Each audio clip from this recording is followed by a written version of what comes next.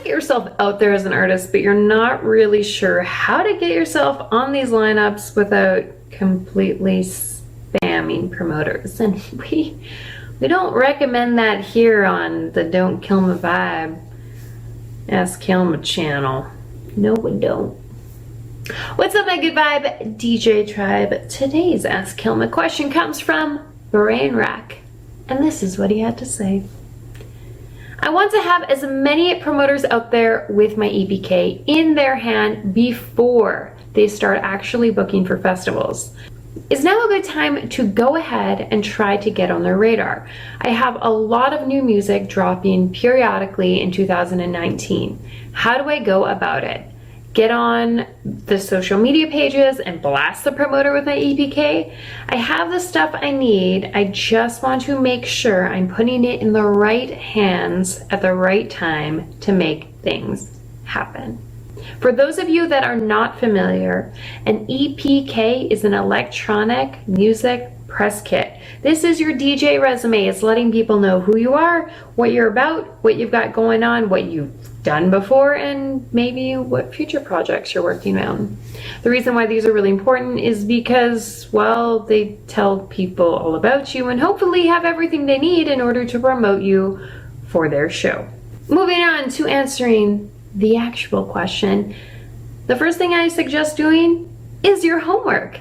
Find out people that are getting booked in that specific state or province and or city and are regularly getting booked for that festival. I think I'm repeating myself here, but you get the point. Do your homework, make sure you know who is playing these festivals. The reason why is because number two, you'll want to connect with them.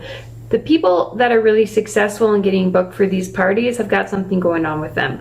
Maybe it's really excellent music. Maybe they've already built a fan base within their city. They're doing regular radio shows, podcasts, you name it. Those are the people you want to connect with because you're going to want to start working with them. That means doing radio shows and doing collabs and remixes featuring their music, allowing them to play your music as well. This is a really great way of getting yourself on the radar within their local community to start building a fan base. From there, once you've established a relationship with these people, like a genuine one, now you can start asking them for introductions to these promoters of the events, of these big festivals.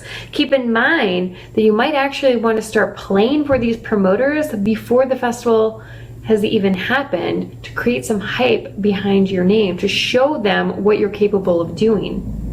Once you've got that introduction started and you've established a little bit of rapport, this is a great opportunity to grab their email so that you can send them that professional EPK with your music and all the amazing things you're doing. Now, as far as timing goes, you're gonna wanna make sure that you're sending these emails in the middle of the week, not after a long weekend or right before a big event. Another bit of information you might want to consider is that when you are sending these EPKs out, maybe have a workshop or something to offer as well, so that you're not just a DJ, but you're a DJ that can also offer a workshop maybe in social media management or executing on your career, or maybe a production workshop. I hope you found this Ask Kilma answer to your question helpful. If y'all have some questions yourself, make sure you hit me up on Facebook, Twitter, and Instagram so I can answer them. And also, if you want to check out what my EPK looks like, because I actually build EPKs for people, then you can go ahead and check out my website, check out the things I'm doing with the EPKs and such.